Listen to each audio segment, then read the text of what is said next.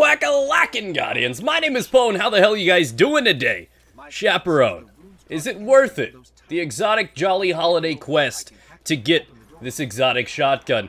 So, not gonna lie, at first I was thrown off because it was beautiful. I was like, what? It's got a name like the Chaperone, which sounds really cool, but I'm pretty sure it's French for cock block.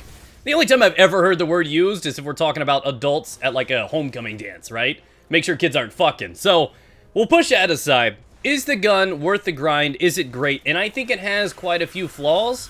A couple of good attributes, but I feel like there's a few things they need to change to it to make it worth having the exotic title behind it.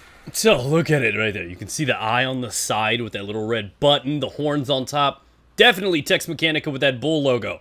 Let's see what this thing has. The Chaperone. This weapon fires a single precision slug, grants an agility boost, linear compensator, accurized ballistics, or field choke. I'd say stick to the first one right there.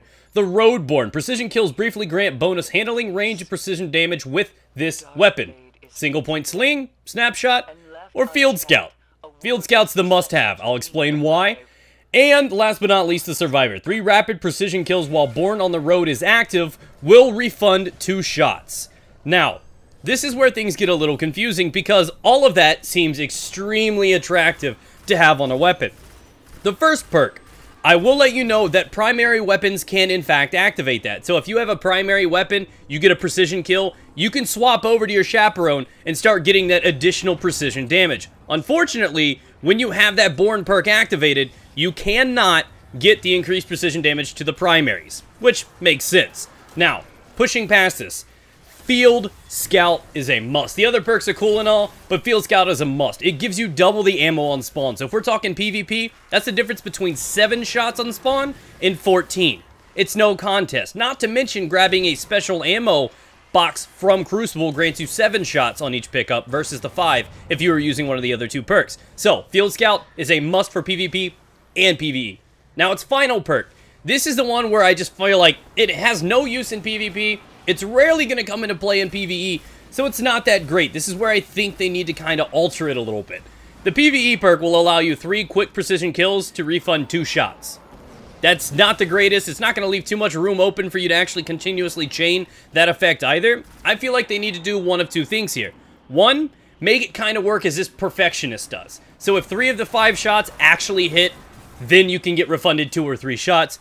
Or simply take away the precision kill clause and just make it precision shots in general, and it will have a little bit more of a lethal function against things like your knights and your majors and your captains and stuff like that. Again, you can't abuse it like you could the Black Hammer back in the day with just sitting back and just continuously sniping Fogoth or something.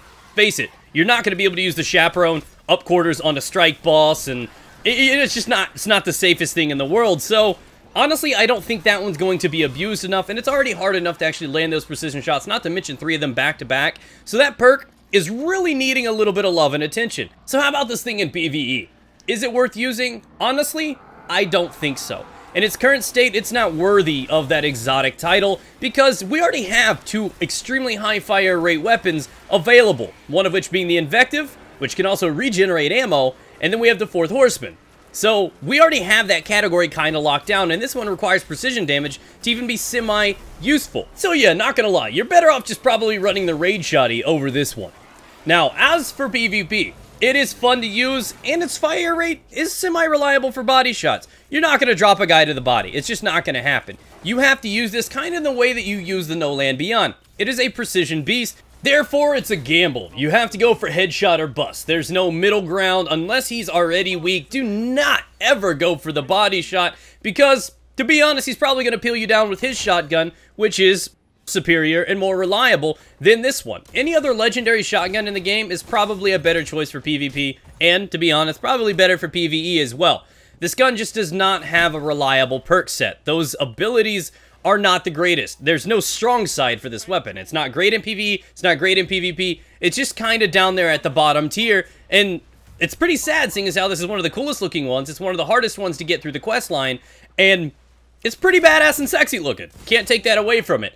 But, in the end, it definitely does not perform very well in either the Crucible or in your basic strikes, and definitely not going to be in the Raid, because there are just better alternatives out there. So, thank you guys for watching. If you enjoyed the gameplay, be sure to fist having that like button, and subscribe for future Taken King gameplay. Let me know if there are any other guns you'd like to see reviewed soon. Leave a comment down below, and I'll get that out as soon as possible.